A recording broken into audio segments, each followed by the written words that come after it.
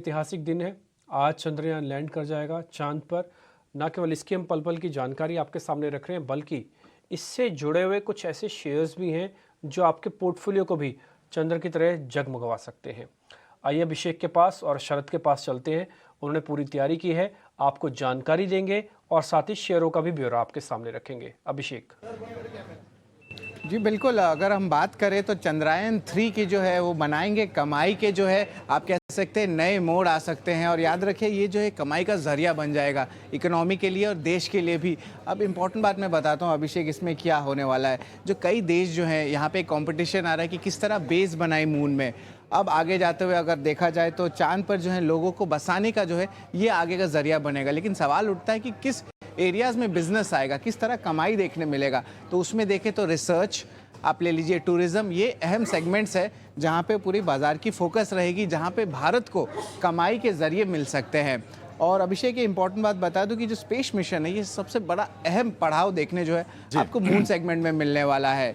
लेकिन कुछ इंपॉर्टेंट बात बता दूं, कम्युनिकेशन एक बात हुआ, एक ट्रांसपोर्टेशन बात हुआ, इन दोनों सेगमेंट में जो मून की जो ओवरऑल सेगमेंट है इस पे जो है अच्छी बिजनेस देखने मिल सकती है। यानी कि शरद मून इकोनॉमी की बात कर रहे हैं आप? जी बिल्कुल, और अगर मून इकोनॉमी की बात करें तो आंकड़ों के ऊपर भी फोकस रखेंगे। 2040 का आंकड़ा बता देता हूं, लगभग 4.2 लाख करोड़ डॉलर्स का जो है पूरा इकोनॉमी। लाख करोड़ है? जी बिल्कुल, इतनी तो भारत की इकोनॉमी नहीं है अभी। जी बिल्कुल, आप कह सकते कितनी बड़ी इकोनॉमी आ रही है। और 2040 तक का जो है चांद में 1000 एस्ट्रोनॉट का भी बसेरा का टारगेट हो सकता है।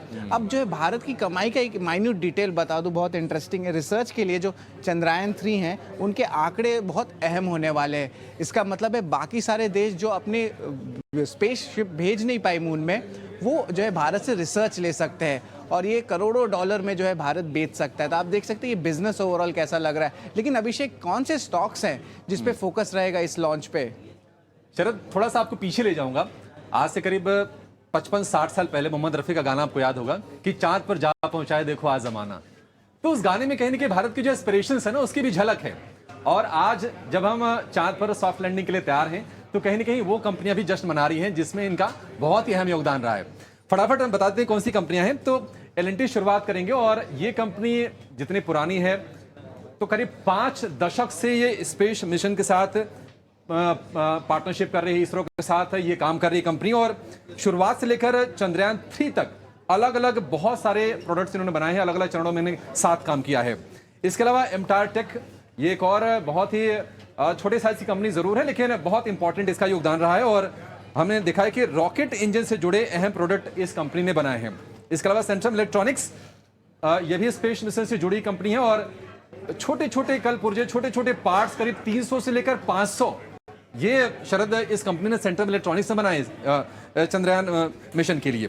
इसके अलावा HAL, पिछले मिशन में इन्होंने अलग अलग कई प्रोडक्ट्स बनाए थे और इस मिशन में भी कंपनी की एक्सपर्टीज इसरो के काम आ रही है और इस मिशन में भी बहुत ही अहम भूमिका रही है HAL की तरफ से। और आखिर में सुंदरम फास्टनर्स, तो पिछले चंद्रयान मिशन में फास्टनर्स इन्होंने बनाया था और उनकी टेक्नोलॉजी इस मिशन में भी इसरो की काम आ रही है। जी बिल्कुल, तो मून इकोनॉमी बन रही है शरद, लेकिन निश्चित तौर पर आज बहुत ही गौरव का दिन है, काफी खुशी का विषय। और हम उम्मीद करेंगे कि आज सॉफ्ट लैंडिंग हो और सब खुश हों।